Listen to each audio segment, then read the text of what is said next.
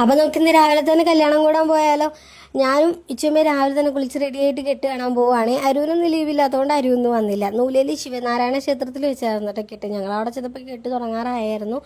അപ്പോൾ ഞങ്ങൾക്ക് അവിടെ നിന്നിട്ട് മണ്ഡപത്തിൽ നിന്ന് കാണാൻ പറ്റുന്നുണ്ടായിരുന്നില്ല. അപ്പോൾ ഞങ്ങൾ സൈഡിൽ നോക്കിയപ്പോൾ അശ്വതിക്ക് അകത്ത് കയറാറായില്ലായിരുന്നു. അപ്പോൾ അവിടെ നിന്ന് ലൈവ്, അതായത് വീഡിയോ കോൾ വിളിക്കണ്ടായിരുന്നു അനിയൻ. അപ്പോൾ ഞങ്ങൾ അവിടെ നിന്ന് കാണുവാണ് കേട്ടോ. അശ്വതി കരയൊക്കെയാണ്, കാരണം സങ്കടം വരുമല്ലോ. പിന്നെ ഞങ്ങൾ അവിടെ നിന്ന് ഫോട്ടോയൊക്കെ എടുത്തിട്ട് അപ്പോഴേക്ക് കെട്ടൊക്കെ കഴിഞ്ഞ് ചെക്കനും പെണ്ണും ഫോട്ടോ എടുക്കാൻ വേണ്ടിയിട്ട് അവിടേക്ക് വന്നേ. കുഞ്ഞിൻ്റെ കല്യാണം കഴിഞ്ഞ് ഇപ്പോഴും എൻ്റെ മനസ്സിൽ കുഞ്ഞിനാട്ടോ. ഇപ്പോൾ വലിയ കുഞ്ഞിനായി.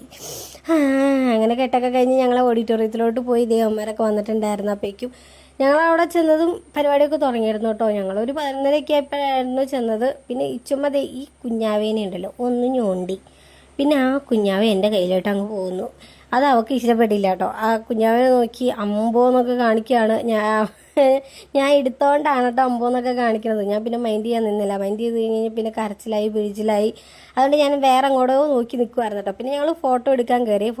ഇതായിരുന്നിട്ട് ഫോട്ടോ, ഞങ്ങൾ ഫോട്ടോ ഫ്രെയിമാണ് ഗിഫ്റ്റായിട്ട് കൊടുത്തത്.